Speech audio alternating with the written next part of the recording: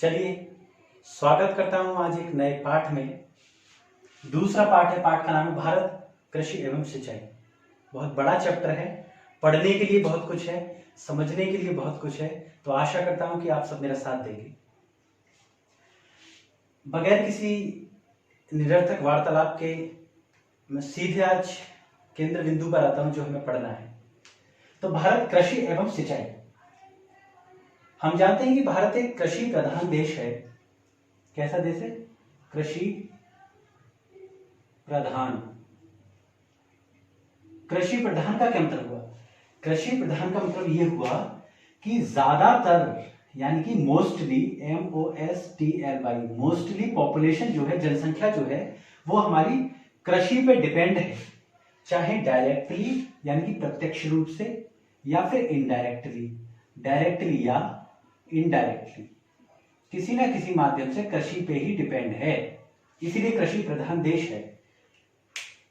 कृषि प्रधान देश से मतलब यह हुआ कि हमारा आर्थिक संतुलन अगर कोई चीज बनाती है इस भारत देश का, तो उसमें महत्वपूर्ण योगदान जो है वो कृषि का है। कृषि का मतलब फार्मिंग, FARMING, फार्मिंग।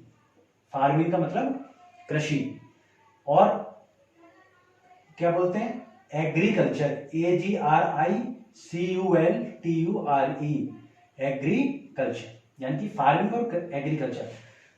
जो भी ये वीडियो देख रहे हैं वो किसी ना किसी माध्यम से फार्मिंग या एग्रीकल्चर से रिलेटेड ही होंगे। या तो उनके पिता जो है वो फार्मिंग करते होंगे या एग्रीकल्चर में होंगे, या उनके बाबा रहे होंगे। हर किसी के गांव में खेत जरूर होंगे, गांव में दालान जरूर होगा, और हर किसी का ये गांव जरूर होगा। यानी कि अभी जो लोग इस वीडियो को देख रहे हैं, अब 1000 साल बाद अगर ये वीडियो देखी जाए तो मैं इसकी गारंटी नहीं देता, लेकिन अभी ज्यादातर लोग इस पाठ से अपरिचित नहीं है, वो परिचित है, कहीं ना कहीं थोड़ा बहुत परिचित है। चलिए, अब सबसे पहले हम पढ़ते हैं कि कृषि एक आर्थिक क्रिया। तो सबसे पहले तो ये देखो कि कृषि क्या होती है। कृषि क्या होती है उससे पहले हमें ये जानना है कि फसलें क्या होती है। फसल, फसल यानी कि फसल को इंग्लिश में बोलेंगे, अंग्रेज बनने का समय आ गया, CROP, crop. CROP, crop. Crop का मतलब फसल। फसल क्या होती है? हर वो पेड़ पौधा जो मनुष्य अपनी आवश्यकताओं की पूर्ति के लिए उगाता है। जैसे क्या क्या उगा सकता है? हर वो पेड़ पौधा जो मनुष्य अपनी आवश्यकताओं की पूर्ति के लिए उगा रहा है। जैसे गेहूं है, गेहूं एक पौधा है। क्यों उगाया जा रहा है? क्योंकि गेहूं के जो बीज हैं वो हम खाते हैं आटा बनाकर, ठीक है। चावल, चावल हम खाते हैं, चावल यानी कि धान, ठीक है। और ये तो खाने की चीज हो गई। अब देखो तुम बरसीम, बरसीम, बरसीम क्या करते हैं? उनकी उपयोगिता बताओ। बरसीम की क्या आवश्यकता है? बरसीम क्या है? पशु खाते हैं, तो आवश्यकता हुई। ये भी पेड़ पौधे हैं। और बताओ सरसों, सरसों का तेल निकालते हैं हम। कभी कभी सरसों हमारा भी तेल निकाल देती है, कभी कभी हम सरसों का तेल निकाल लेते हैं। दोनों चीजें साथ साथ चलती हैं। तो ये सब चीजें क्या है? ये वो पेड़ पौधे हैं जो हम अपनी आवश्यकताओं की पूर्ति के लिए उगा रहे हैं। आवश्यकताओं की पूर्ति के लिए, आवश्यकताओं की पूर्ति के लिए इन्हें उगाया जा रहा है। तो ये क्या है? फसल है। अब कृषि क्या होती है? इन्हीं फसलों को उगाने की क्रिया, फसल, इन्हीं फसलों को पैदा करने की क्रिया कह लीजिए, या उगाने की क्रिया, पैदा करने की क्रिया क्या कहलाती है? कृषि कहलाती है, फार्मिंग कहलाती है, एग्रीकल्चर कहलाती है, ठीक है। अब फसलें हमारी कितने प्रकार की होती हैं? अब जो हमारी फसलें हैं वो फसलें हमारी होती हैं 3 प्रकार की।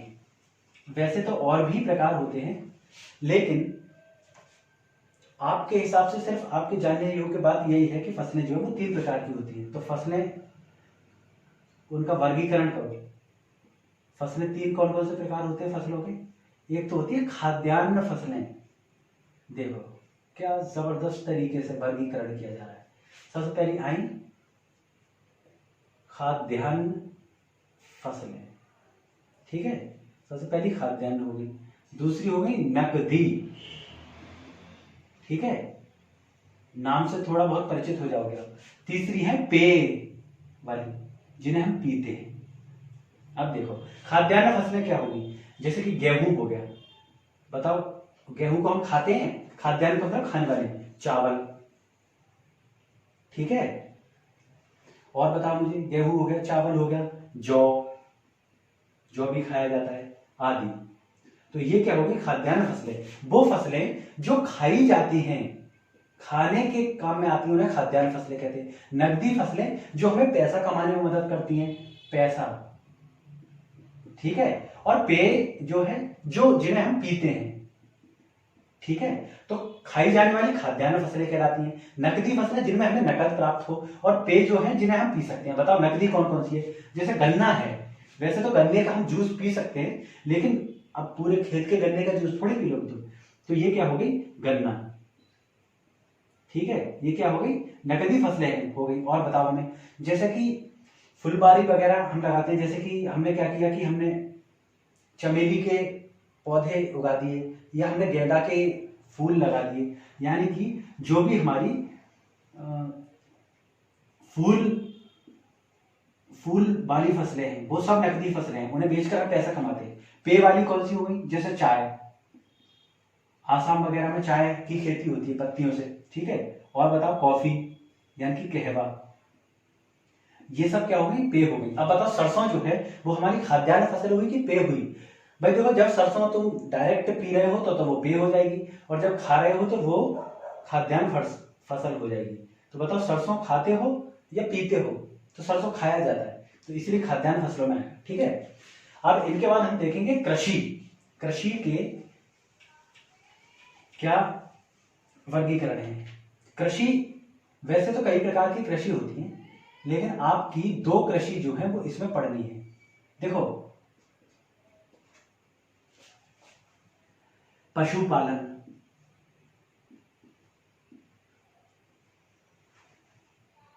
ये भी कृषि में आएगा, ठीक है, उपयोगिताओं के लिए कोई चीज वो किया जा रहा है ना। और बताओ मुझे, और फॉरेस्ट्री यानी कि वनों का लगाना, उन्हें हम बोलते हैं फॉरेस्ट्री। पशुपालन को बोलते हैं अंग्रेजी में animal husbandry, ANIMAL, animal, animal का मतलब पशु, और हस्बेंड्री HUSBAND, हस्बैंड समझते हो, हस्बैंड का मतलब पति, तो हस्बेंड्री, एनिमल हस्बेंड्री, ठीक है, ये पशुपालन हो गया। फॉरेस्ट्री को हम बोलते हैं वानिकी, यानी कि वानिकी, वन। देखो हल्का हल्का इसमें वन दिखाई दे रहा है, वन, वन, तो फॉरेस्ट्री क्या होगा, वन। ये सब कृषि के अंदर आते हैं, चाहे आप पशु को पाल लीजिए, चाहे वन लगा लीजिए, या आप मधुमक्खी को पाल लीजिए, ये सब कृषि के अंदर आते हैं। अब कृषि में देखो कौन कौन सी आपकी दो हैं, एक है निर्वाह कृषि, कौन सी है, निर्वाह, और एक आपकी आई व्यापारिक, ठीक है, एक निर्वाह कृषि आई, एक व्यापारिक कृषि आई। अब देखो निर्वाह कृषि क्या होती है और व्यापारिक क्या होती है। सबसे पहले व्यापारिक देख लो। व्यापार यानी कि इसके शब्द में ही आ रहा है व्यापार, यानी कि बिजनेस, BUSINESS, अंग्रेज बन जाओ, इसे रट लो। व्यापारिक कृषि क्या होती है, वो कृषि जिन्हें हम बाजार के लिए पैदा करते हैं, जिन्हें हम बाजार के लिए पैदा करें, वो तो हमारी हो गई व्यापारिक कृषि, क्योंकि व्यापार कहाँ हो सकता है, बाजार में ही तो हो सकता है। और वो कृषि जो स्थानीय आवश्यकताओं के लिए हो, स्थानीय आवश्यकताओं के लिए। अब जैसे एक हमारा कृषि का टाइप होता है झूम कल्टीवेशन, यानी कि हम क्या करते हैं, जब पहले हमारे पास खाद्य पदार्थ कम थे, पॉपुलेशन भी कम थी, और हमारे पास उर्वरक भी कम थे, तो हम क्या करते थे कि जो फसल होती थी उसे जलाते थे, उसकी राख जो है वो उसमें डाल दिया करते थे मिट्टी में, जो उर्वरक का काम करती थी, और हम क्या करते थे उससे गेहूं वगैरह अपना पैदा कर लेते थे। तो वो क्या है, वो बहुत कम मात्रा में होते थे, बहुत ज्यादा, इतनी ज्यादा मात्रा में नहीं होते थे। अब जैसे गेहूं है, गेहूं व्यापारिक कृषि में भी आता है और निर्वाह कृषि में भी। अगर कम हो रहा है गेहूं तब तो वो निर्वाह कृषि में आ जाएगा, और अगर ज्यादा है व्यापार में बेचने के लिए भी है, आप बाजार में बेच रहे हैं उसको, तब वो व्यापारिक कृषि हो गया। तो अगर कोई फसल बाजार के लिए पैदा की जा रही है तब तो वो व्यापारिक हो गई। अब जैसे गेंदे का फूल है, ठीक है, अब आप जब गेंदे का फूल कर रहे हैं तो गेंदे का फूल आप खाएंगे तो नहीं, या कोई और फूल कर रहे हैं आप, या जैसे अब आपने सेम की खेती करी, तो सेम की खेती क्या है, जब तक आप उसे खाएंगे तो वो निर्वाह है, यानी कि सेब की खेती निर्वाह कृषि भी है और व्यापारिक भी है। निर्वाह मतलब स्वयं के निर्वाह के लिए जो महत्वपूर्ण हो जाए वो निर्वाह कृषि हो गई, और व्यापारिक कृषि जो बाजार के लिए की जाए। अब फसलों के प्रकार देखिए, ठीक है, अब फसलों के प्रकार समय के आधार पर देखते हैं। फसलें 3 तरीके की फसलें होती हैं। कौन कौन सी होती हैं? पहली होती है रबी। अच्छा बताओ, रबी का क्या मतलब होता है? सूरज या चंद्रमा? तो उस रबी का मतलब होता है रा वा पे छोटी की मात्रा, रबी का मतलब होता है सूरज, यानी कि इसका सूरज से कुछ रिलेटेड होगा। वैसे इसका कोई रिलेट नहीं होता, लेकिन मैंने याद करने के लिए, ताकि आपको परेशानी ना हो, ये कर दी है। दूसरी होती है खरीफ, और तीसरी होती है जायद। अब बचपन में क्या होता था, जब हम ट्रेन से या बस से जाते थे तो ककड़ियां मिलती थी। गर्मियों की छुट्टी में जब हम जून में जाते थे, जून में जब हम पढ़कर अपने शहर से मैं गांव जाता था, तो वहां क्या होती थी, बस में क्या क्या मुझे मिलता था? खीरा मिलता था, और मिलता था खरबूज, ठीक है, और क्या मिलता था? तरबूज, ककड़ी मिलती थी। तो कभी मैं क्या करता था, मेरे गांव में क्या होता था, एक बाजार लगती थी, उसमें हम खरबूज या तरबूज जरूर लेके आते थे। खीरा बसों में काट कर बिकता था, ककड़ी भी बिकती थी। तो ये जो जून के आसपास होती हैं, यानी कि ये मार्च अप्रैल में तो बोई जाएंगी, मार्च और अप्रैल, APRIL अप्रैल, मार्च अप्रैल में बोई जाएंगी, और जुलाई तक, यानी कि वर्षा आने से पहले पहले तक इसको काट लिया जाएगा। कैसे याद रखोगे? जैसे ये कहा जाता है कि जो खरबूज होता है वो बारिश से पहले खाओ तब तो वो मीठा होता है, और अगर बारिश पड़ गई तो वो खरबूज जो है वो फीका हो जाता है। तो यानी कि खरबूज बड़ा हो गया होगा, उससे पहले पहले हमें खाना है, यानी कि मार्च अप्रैल में बो दिया होगा, और जुलाई यानी कि वर्षा आने से पहले पहले हमें खा लेना है। अब देखो रबी पे आते हैं। रबी का मतलब सूरज। अब बता, सूरज हमें गर्मियों में ज्यादा अच्छा लगता है कि जाड़ों में? तो सूरज हमें जाड़ों में अच्छा लगता है, ठीक है। तो यानी कि रबी का मतलब हुआ सूरज, और सूरज जाड़ों में। तो ये फसल जो है वो जाड़ों में ही होंगी। इन फसल के उदाहरण देखो, गेहूं, ठीक है, जौ, और बताओ मुझे क्या क्या इसके उदाहरण हैं? मुझसे ज्यादा तो आप जानते होंगे। चना, मटर। अब देखो, जब आप खिचड़ी बनाते हो तो मटर जाड़ों में डालते हो कि नहीं डालते हो? यानी कि अदरक जो है, अदरक की खेती भी रबी की खेती हो गई। मटर डालते हो आप उसमें, और क्या क्या डालते हो? गोभी डालते हो, तो गोभी भी यही हो गई। गेहूं, जौ, चना और मटर। देखो चने भी डाल देते हैं कभी कभार, चने का साग हम उसमें खाते हैं जाड़ों में। अब देखो खरीफ की बारी। खरीफ क्या है? यानी कि जो जुलाई से लेके और अगस्त सितंबर तक होंगी। अब ये तो जाड़ों में हो गई, ठीक है, ये क्या होंगी? जुलाई से लेके अगस्त सितंबर तक। इनके एग्जाम्पल देखो आप, मूंग, जूट, मूंगफली। अब देखो ये क्या है? जाड़ों के बाद आएंगी। अब देखो इनके एग्जाम्पल है मूंगफली। अब देखो जाड़े जब खत्म हो रहे होते हैं तो तुम्हें मूंगफली खानी पसंद होती है कि नहीं? मूंगफली पहले कच्ची होती है, यानी कि जब बारिश खत्म हो रही होती है तब मूंगफली बो दी जाती है। उसके बाद जाड़ों के बीच में या शुरू होते पे ही मूंगफली हमें खाने को मिल जाती है। और अगला है सरसों, यानी कि सरसों का साग। सरसों का साग दिवाली के आसपास आप लोग खाना शुरू कर देते हैं, ठीक है। तो ये क्या हो गई? हमारी खरीफ की फसलें होगी, ये दिवाली के आसपास। अब देखो खरीफ यानी कि खरीद क्या दिवाली के आसपास की जाती है कि नहीं? तो इसलिए इन्हें याद रखने का तरीका हो गया ये। रबी का मतलब सूरज हमें जाड़ों में अच्छा लगता है। और जायद यानी कि ज्यादा खरबूज। जो हमारे घर में मैं अपने भाई बहनों से लड़ता था कि खरबूज या तरबूज कौन ज्यादा खाएगा, तो सब लोग इसी बात पे लड़ते थे। यानी कि जायद यानी कि खरबूज तरबूज ज्यादा खाया जाए, ठीक है। अब हम इसमें पढ़ेंगे कि देश की प्रमुख उपजों यानी कि चावल, गेहूं, दाल, गन्ना, चाय, कॉफी, कपास देश के किस किस क्षेत्र में पाए जाते हैं। देखो, मैं पढ़ाने को तो तुम्हें ऐसे ही सिर्फ ओरली भी पढ़ा सकता था, लेकिन मेरा मकसद सिर्फ खाना पूर्ति करना नहीं है। मेरा काम यह है कि मैं तुम्हारे दिमाग में चीजें भर दूं, ताकि आगे चलकर जब तुम ये चीजें देखो तो तुम्हें चीजें समझ में आ जाए। अब देखो, हम पहले आते हैं चावल पर। तो सबसे पहले हम क्या पढ़ रहे हैं? चावल। ये देखिए भैया, चावल दहन संविधा। आवश्यक दशाएं देखिए, अधिक गर्मी, अधिक पानी, उपजाऊ चिकनी मिट्टी चाहिए। अधिक गर्मी, अब देखो अधिक गर्मी कहां पड़ेगी? यहां से कर्क रेखा जारी होगी, ठीक है, यानी कि नीचे की साइड अधिक गर्मी पड़ेगी। अधिक गर्मी भी पड़े और अधिक पानी भी होना चाहिए। अब चावल में क्या है, हमें बार बार पानी लगाना पड़ता है, तो उसके लिए यानी कि जब बारिश पड़ती है तो एक तो देखो ये पूरा समुद्र है, तो यहां पर बारिश ज्यादा पड़ेगी, यहां पर ज्यादा पड़ेगी बारिश, और कुछ इस साइड पड़ेगी क्योंकि ये भी समुद्र है। तो ये जो थोड़े थोड़े रीजन होंगे, यही हमारे किसके रीजन होंगे? ये हमारे होंगे चावल के क्षेत्र। तो देखो, मैं एक एक करके पढ़ता हूं। देखो, पश्चिम बंगाल, देखो ये रहा पश्चिम बंगाल, ठीक है। तो देखो पश्चिम बंगाल का क्षेत्र, पश्चिम बंगाल में पानी कहां से आएगा? अरब से, अरब सागर से, ठीक है। पश्चिम बंगाल का उत्तर प्रदेश, ये रहा हमारा यूपी, ठीक है। तो देखो, मैं इसमें ऐसा करके कर दे रहा हूं, पश्चिम बंगाल, यूपी। इस साइड में ऐसा करके लाइन खींच लेना, और जो जो हमारे प्रदेश आए समझ जाना कि वो सब हैं। अब देखो, पश्चिम बंगाल का बिहार, ठीक है, बिहार हो गया, बिहार भी हमारा इसी में। बिहार के बाद देखो झारखंड, झारखंड मैं झार करके लिख दे रहा हूं तो आपको समझ में आ जाएगा, झार, ठीक है, झारखंड हो गया।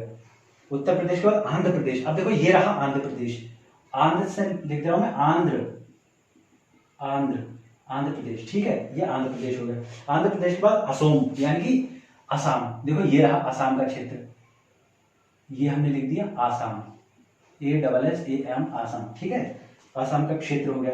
फिर बिहार, देखो बिहार में पहले लिख चुका हूं। फिर झारखंड, अब उड़ीसा, देखो ये है, इसके आगे उड़ीसा, उड़ीसा, उड़ीसा,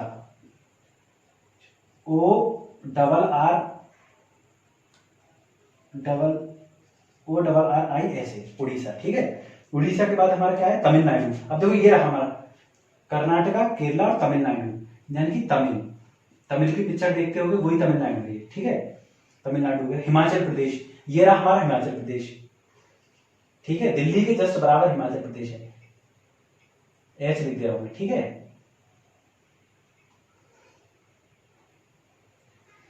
हिमाचल प्रदेश के बाद हमारा आया मेघालय। अब देखो इधर है ये मेघालय, ठीक है, ये मेघालय का पोर्शन हुआ। मेघालय के बाद केरला, ये रहा केरल, ये रहा हमारा कर्नाटक, कर्नाटक, ठीक है, यानी कि जैसे मैंने ये लाइन खींची, इसके देखो कर्नाटक में भी आ रहा है, केरला में भी, तमिलनाडु, आंध्र प्रदेश, तेलंगाना में भी आ रहा होगा। तो पहले आंध्र प्रदेश जो था वो तेलंगाना जो था आंध्र प्रदेश का हिस्सा था। उसके बाद त्रिपुरा, अब देखो ये रहा त्रिपुरा, ठीक है। त्रिपुरा के बाद है मणिपुर, देखो ये रहा मणिपुर, मणिपुर के बाद महाराष्ट्र, देखो ये रहा महाराष्ट्र का पोर्शन, महाराष्ट्र, मुंबई यहीं पर है, महाराष्ट्र, ठीक है, महाराष्ट्र का पोर्शन हो गया।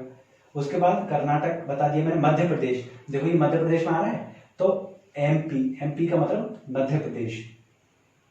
छत्तीसगढ़, ये रहा देखो छत्तीसगढ़, छत्तीसगढ़ में मैंने 36 लिख दिया। और पंजाब, अब देखो ये रहा हमारा पंजाब, पंजाब कहाँ गया? ये रहा, ये रहा हमारा पंजाब। पंजाब पाकिस्तान से बिल्कुल सटा हुआ है ना। पंजाब, हिमाचल प्रदेश, उत्तराखंड, उत्तर प्रदेश, हरियाणा, राजस्थान, गुजरात, महाराष्ट्र, मध्य प्रदेश, छत्तीसगढ़, उड़ीसा, आंध्र प्रदेश, तेलंगाना, कर्नाटक, केरला, तमिलनाडु, बिहार, झारखंड, वेस्ट बंगाल, यहाँ पे बंगाल लिख दे रहा हूँ, बंगाल, बंगाली रसगुल्ला खाए हैं, ये वही बंगाल है, ठीक है। अब आप ये तो समझ गए कि चावल की खेती कहाँ कहाँ होती है और इसको कैसी कैसी। भारत विश्व का लगभग 22% चावल का उत्पादन करता है। कितना करता है? 20% पूरे वर्ल्ड का। अब पहले नंबर पे चाइना करता है। चाइना तो इतना उत्पादन करता है कि प्लास्टिक के चावल भी बना देता है। ये तो बहुत उस्ताद आदमी है ना, इसी ने तो रेट लगा रखी है। और दूसरे नंबर पे कौन है? हमारा प्यारा भारत, यानी कि इंडिया। इंडिया को तो मैं बहुत अच्छे से लिखूंगा। ठीक है, अब अगली हमारी है, हम देखो अगली पे आ जाते हैं। अगली है हमारी गेहूं की। अब देखो गेहूं की खेती के लिए क्या क्या चीजें आवश्यक होती है, यानी कि गेहूं की खेती के लिए देखो पानी लगता है गेहूं में। तो अब जैसे यहां से गंगा वगैरह आई होगी तो ये पूरा एरिया जो होता है वो क्या होता है, ये पूरा एरिया जो रहेगा वो ऐसा रहेगा कि जिसमें बहुत जालौड़ मिट्टी पाई जाएगी, यानी गेहूं के लिए बिल्कुल उपयुक्त मिट्टी। अब क्योंकि ये गेहूं के लिए उपयुक्त है इसीलिए यहां पर गेहूं की फसल होगी। एक बार हम मैप में और देख लेते हैं कहां कहां गेहूं की फसल होगी, और उसके बाद आपको इसको याद रखने की आवश्यकता ही नहीं पड़ेगी। बस आपका जब भी ये याद रखने का मन हो कि गेहूं की फसल कहां हो रही है, आप उठाकर बस ये वीडियो देख लेना और इसे दूसरों तक पहुंचा देना। देखो उत्तर प्रदेश, आय हाय हाय हाय, उत्तर प्रदेश गेहूं। अब मैं गेहूं को लाल रंग से दर्शाऊंगा। ठीक है, पंजाब, देखो ये रहा पंजाब। पंजाब के बाद आया मध्य प्रदेश, ये रहा मध्य प्रदेश। ठीक है, मध्य प्रदेश के बाद हरियाणा, ये देखो HR लिख दिया मैंने हरियाणा। ठीक है, राजस्थान, देखो राजस्थान को RAJ राजस्थान लिख दिया। और राजस्थान के बाद महाराष्ट्र, यानी कि महा, MAHA महा। अब देखो मैंने आपको बताया था ना कि गंगा क्या है, इधर से बहती हुई आ रही है, यानी कि यहाँ कहीं से गंगोत्री से और यमुनोत्री से निकलेगी। यहाँ सब में नदियां हैं तो यहाँ की मिट्टी जो है वो बहुत उपजाऊ है। तो देखो पंजाब, हरियाणा ऐसा करके नदी आएंगी ना। पंजाब में तो 5 नदी बहती है इसलिए 5 कहा, हरियाणा में भी, उत्तर प्रदेश, ये ऐसा करके जाके आ जाएंगी। यानी कि थोड़ा पोर्शन बंगाल का भी होगा, इसमें नहीं ले रखा है। मध्य प्रदेश में देखो, मध्य प्रदेश में सतपुरा की पहाड़ी, नर्मदा, तापी वगैरह नदियां होंगी। राजस्थान में यहाँ पूरी अरावली पर्वत के आसपास जो है इंदिरा नहर है। यानी कि कृषि के लिए सबसे ज्यादा हम लोग सिंचाई के लिए किस पे डिपेंड है, नहरों पे। सिंचाई के लिए सबसे ज्यादा चावल की बात, अब हम गेहूं पढ़ रहे हैं, ये मैं लिखना भूल गया था, उसके लिए माफी मांगता हूँ। तो नहरें जो है वो सबसे ज्यादा सिंचाई के लिए हमारे लिए उपयोगी होती है, जहां जहां नहरें हैं। अब देखो इसी एरिया में पानी की बिल्कुल एफिशिएंट अमाउंट में पानी है, तो यहां हमें कोई दिक्कत ही नहीं पड़ेगी पानी की। ठीक है, अब हम पढ़ते हैं गेहूं के बाद। अब देखो विश्व के गेहूं उत्पादक देशों में भारत का चीन के बाद दूसरा स्थान है। देखो चावल में भी चाइना था और इसमें भी सबसे पहला चाइना है। फिर दूसरा कौन सा, इंडिया, हमारा प्यारा इंडिया, भारत माता की जय। ठीक है, इसके लिए दोमट मिट्टी, सामान्य वर्षा चाहिए। अब देखो यहाँ के चावलों के लिए अधिक वर्षा चाहिए होती थी, इसलिए चावल यहाँ हो रहे थे, कुछ पोर्शन में यहाँ भी हो रहे थे चावल। अब इसके लिए क्या है, सामान्य वर्षा चाहिए, इसलिए ये इस एरिया में होंगे जहां पे बहुत कुछ महीने जो है वो बारिश पड़ती है। पकते समय गर्मी चाहिए। अब देखो कोहरा क्या है, कोहरा में क्या, कोहरे की तासीर गर्म होती है। जो हमारा कोहरा होता है फॉग, उसको अंग्रेजी में बोलते हैं फॉग, FOG फॉग, फॉग मतलब कोहरा, उसकी तासीर गर्म होती है, हालांकि वो लगता हमें ठंडा है। तो कोहरे इसके लिए बहुत लाभदायक होते हैं। अब देखो हम दालें पढ़ते हैं। अब हम कौन सी पढ़ेंगे, दालें। दालें, तो दालें तुम सबको पता ही है दालें क्या क्या होती हैं। अब मैं क्या करूंगा, इन राज्यों को मिटा दूंगा। जैसे जैसे आप मुझे बोलते जाएंगे मैं वैसे वैसे दालें लिखते जाऊंगा। अब देखो दालें, देखो मध्य प्रदेश, देखो ये रहा मध्य प्रदेश। मध्य प्रदेश बीच में इसलिए इसे मध्य बोलते हैं। तो मैं दालों के लिए क्या कर रहा हूं, इसमें ऐसा करके कर दे रहा हूं ताकि आपको याद रहेगा कि ये दालों का है। ठीक है, देखो मध्य प्रदेश में बहुत सारी दालें होंगी। मध्य प्रदेश के बाद राजस्थान, ये रहा राजस्थान।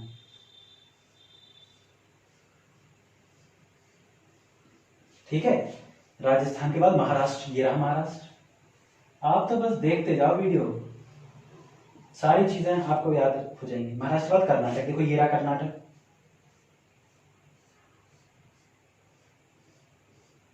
ठीक है, कर्नाटक के बाद है उत्तर प्रदेश और आंध्र प्रदेश। अब देखो ये थोड़ा सा मिट गया, मैं इसको सही कर देता हूं। आंध्र प्रदेश ये रहा,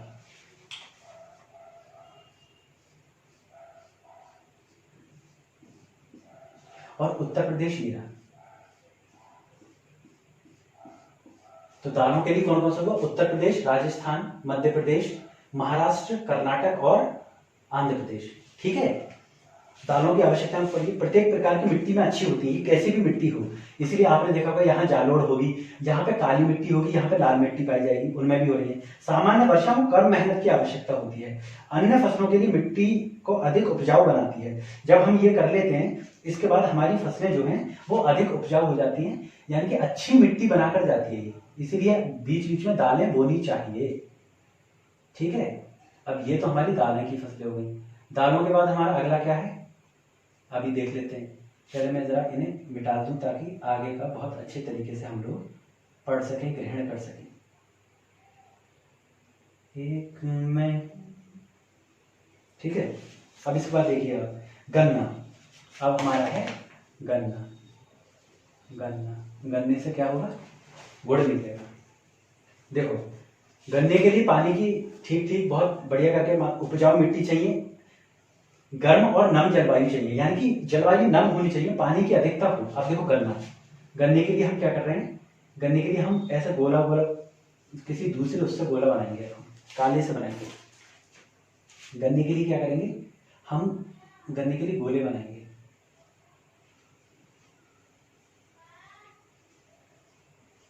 उत्तर प्रदेश, गन्ना कहाँ हो रहा है, उत्तर प्रदेश में, ठीक है। उत्तर प्रदेश के बाद है महाराष्ट्र, ये लो महाराष्ट्र,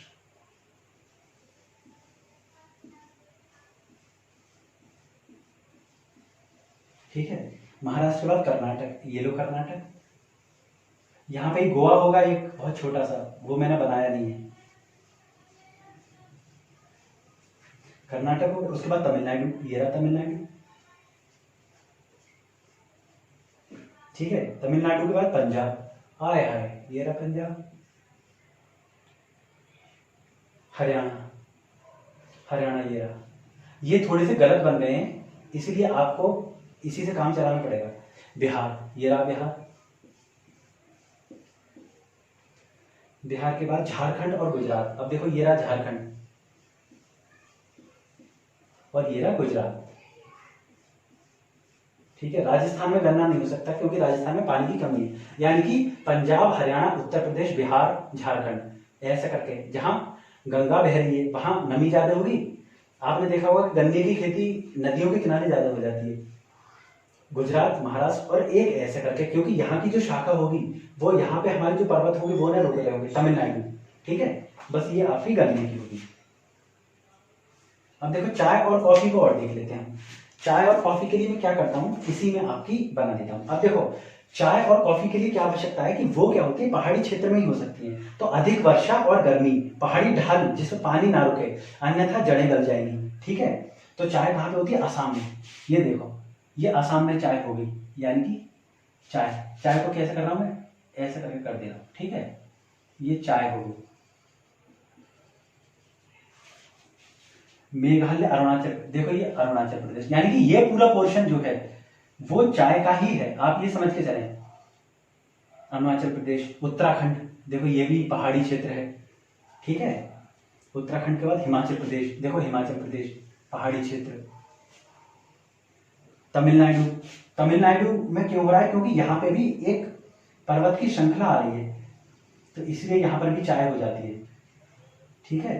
केरल की ढाल, अब देखो केरल है, इसमें भी क्या है, यहाँ पहाड़ी आ रही होगी ऐसे, केरल में हो गई। अब देखो कौन कौन सी, असम, अरुणाचल प्रदेश, मेघालय के बाद उत्तराखंड, हिमाचल प्रदेश, तमिलनाडु और केरला, ये हमारी हो गई चाय की। सबसे पहले चाय जो था वो चाइना ने पीना शुरू किया था, उसके बाद हमारे यहाँ चाय कब से शुरू हुआ, जब से अंग्रेज आए, ठीक है। अब इसके बाद हमारे कपास और जूट की बात और है, तो एक बार हम इसे और मिटाएंगे और कपास और जूट की बात कर लेंगे। ये थोड़ा सा क्योंकि ज्यादा हो गया, इसलिए बस 2 मिनट की बात हो रही है, आपको सब समझ में आ जाएगा।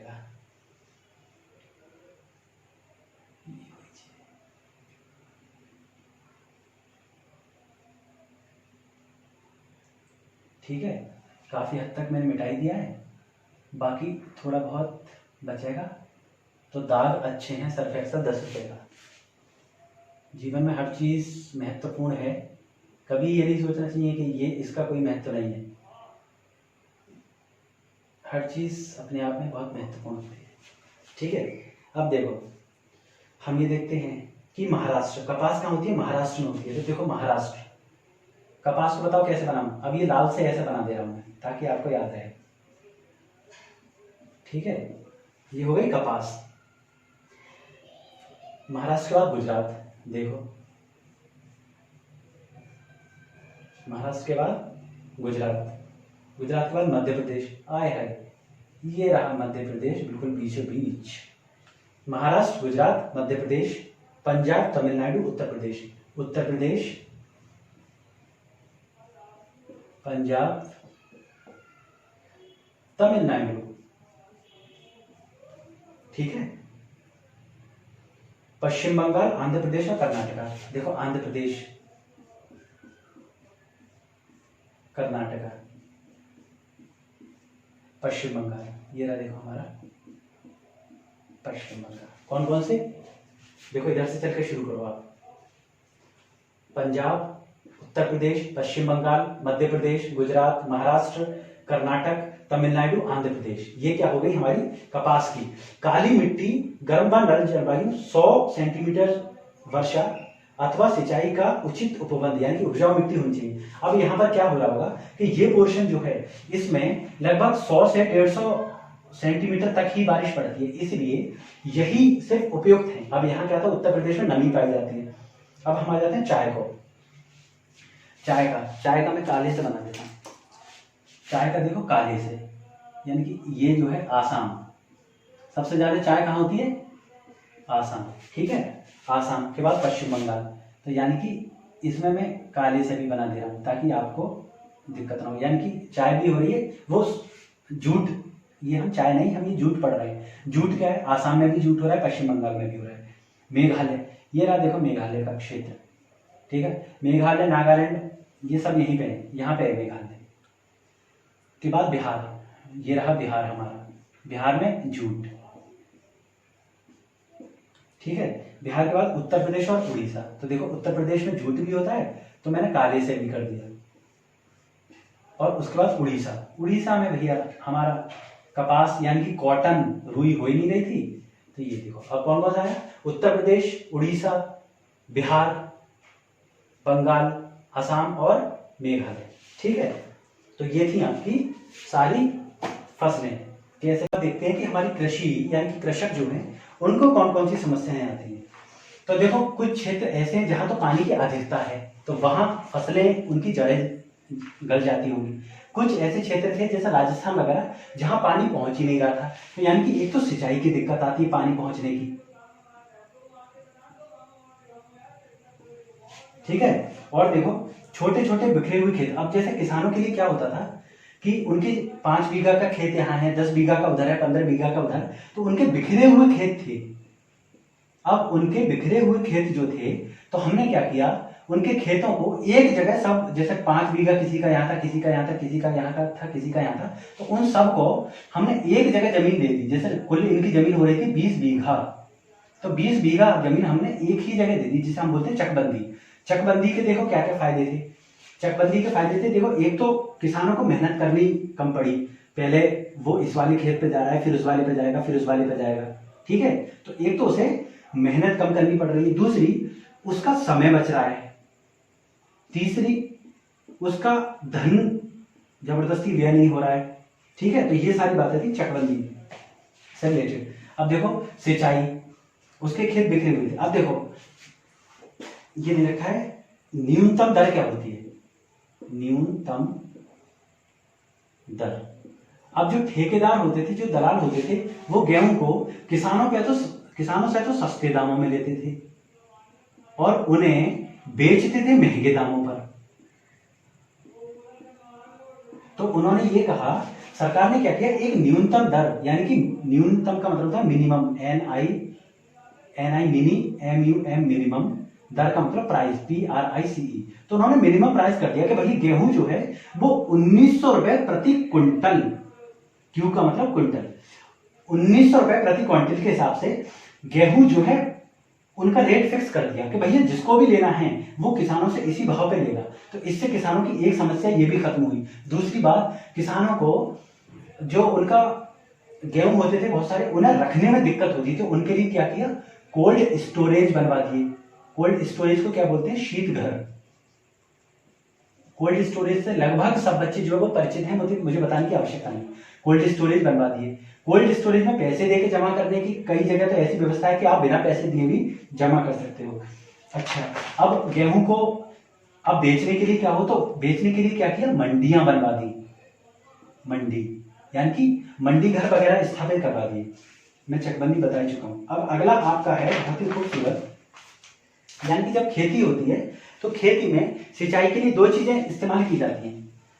जैसे उत्तर प्रदेश के आसपास तो बहुत सारी उपजाऊ भूमि भी है और नमी भी है, लेकिन राजस्थान जैसी जगह में, कौन सी, RAJASTHN, राजस्थान, पधारो हमारे देश राजस्थान।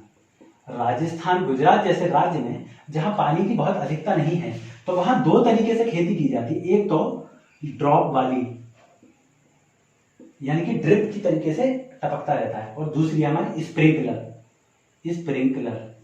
ठीक है। ड्रॉप वाली क्या होती है, ड्रॉप वाली खेती होती है कि जैसे हमारा ये खेत है, ठीक है, खेत के ऊपर हम सब जगह पाइपलाइन ऊपर से डाल देंगे और उसमें बहुत छोटे छोटे छेद कर देंगे। उनसे क्या होगा, पूरी टाइम जो है वो बूंदें ऐसे टपकती रहेंगी,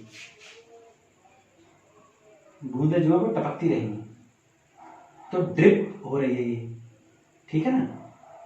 दूसरा होता है स्प्रिंकलर। स्प्रिंकलर में क्या होता है, एक फव्वारा होता है, हर कुछ कुछ दूरी पे, जैसे 5 मीटर पे लगा दिया, 5 मीटर बाद, फिर 5 मीटर बाद, पूरी खेत में फव्वारे लगवा दिए जाते हैं। इनमें क्या होता है, हम पानी चलाते हैं, तो पानी क्या होता है, जैसे इसकी नोजल घूमती है तो पानी जो है वो सब तरफ को ऐसा करके छिड़काव होता है उस पानी का। अब देखो, अगर तुम एक साथ पानी लगा दोगे तो वो पानी जमीन में चला जाएगा। अब राजस्थान या गुजरात जैसी जगह में, या कुछ हरियाणा के भी एरिया हैं, उनमें बहुत ज्यादा पानी तो है नहीं, तो जमीन तो सोख ही लेगी ना, तो ऐसा पानी का वेस्टेज हो रहा था, तो उन्होंने क्या किया, स्प्रिंकलर किया। अब धीरे धीरे बूंद जा रही है, तो इसका मतलब खेती भी बहुत अच्छी तरीके से होगी। दूसरी बात, हमारी पानी की भी बचत हो रही है, ठीक है। अब ये तो रही पानी से रिलेटेड समस्या। अब पहले किसानों का क्या होता था, पहले किसानों के पास बहुत अच्छे खासे बीज की उपलब्धता नहीं थी, उर्वरक वगैरह नहीं थे, तो MS स्वामीनाथन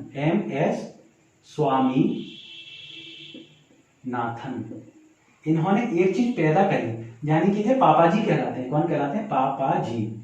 किस चीज के, हरित क्रांति। हरित क्रांति यानी कि हरित क्रांति के बापू हैं ये। कौन है, हरित क्रांति के बापू। कैसे हैं ये हरित क्रांति के बापू। अब जैसे क्या था कि पहले हम 1 बीघा में 1 क्विंटल गेहूं उगा रहे थे। इन्होंने क्या किया, इन्होंने उसमें यूरिया लगवा दिया, जैविक खाद लगवा दिया, बैलों की जगह ट्रैक्टर से,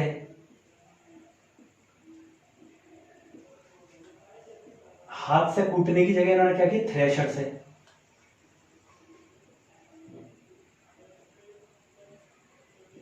थ्रेशर से गेहूं निकलवाए। यानी कि इन्होंने सारी टेक्नोलॉजी को उसमें लगा दिया। जब इन्होंने टेक्नोलॉजी लगाया तो अब गेहूं की पैदावार हुई 5 क्विंटल प्रति बीघा, ठीक है। अब क्या किया, तो यानी कि जैसे जैसे संख्या बढ़ती जा रही थी, जनसंख्या बढ़ती जा रही थी, वैसे वैसे ये हमारी आवश्यकता थी कि हम कम से कम खाने लायक खाद्य पदार्थ तो इतने बना लें ताकि कोई भी हमारे देश में भूखा ना मरे। तो MS स्वामीनाथन साहब इस तरीके का प्रयोग करके, यानी कि उन्होंने बीज मंगाए। क्या किया, बीज को क्या बोलते हैं, सीड, SEED, सीड। ये याद हो जाने चाहिए सबको, सब अंग्रेज बनो। सीड का मतलब बीज। इन्होंने बीज ऐसे मंगाए, जैसे अमेरिका से इन्होंने बीज मंगाया गेहूं का, अमेरिका से गेहूं का बीज मंगाया। उस गेहूं के बीज की खासियत ये थी कि वो अपने आप में ही 1 क्विंटल की जगह 2 क्विंटल दे रहा था, और बाकी इन्होंने जैविक खाद, ट्रैक्टर, थ्रेशर, यूरिया वगैरह पेल पाल के 5 क्विंटल की पैदावार कर दी। अब कहा तो 1 क्विंटल हो रहा है, कहा 5 क्विंटल। तो एक तो ये फैक्टर रहा। अब देखो हम क्या क्या इस्तेमाल करते हैं, यानी कि पोटेशियम पोटेशियम नाइट्रेट इस्तेमाल करते हैं, अमोनियम सल्फेट वगैरह इस्तेमाल करते हैं। यानी कि जो जो खाद तुम अपने उसमें लगाते हो वो सब हरित क्रांति की देन है। इन्होंने सीड जो बनाए उनको हमने बोला HYV सीड्स। HYV सीड्स की फुल फॉर्म है, H से मतलब हो गया हाई, हाई का मतलब ज्यादा मात्रा में, Y से मतलब ईल्डिंग, YIELDING ईल्डिंग मतलब पैदावार, और V का मतलब वेराइटी, VARIETY, यानी कि वो वेराइटी जो हाई ईल्डिंग हो, जिसकी बहुत ज्यादा पैदावार हो, ऐसे सीड्स, ऐसे बीज लेके आएगी, उनको क्या बोलते हैं HYV सीड्स। तो आपका ये चैप्टर समाप्त हो चुका है। इसके बाद आप स्लाइड देखें और फटाफट अपनी कॉपी बना लीजिए। जो भी आपका अध्यापक हो उससे आप चेक कराइए और इस वीडियो को ज्यादा से ज्यादा लोगों तक पहुंचाइए। वो अध्यापक जो इसको देख रहे हैं कम से कम उन छात्रों तक तो पहुंचाई दें। इसी तरीके से शायद हम इसका स्वरूप बदल पाएंगे। बहुत बहुत आभार, बहुत बहुत शुक्रिया।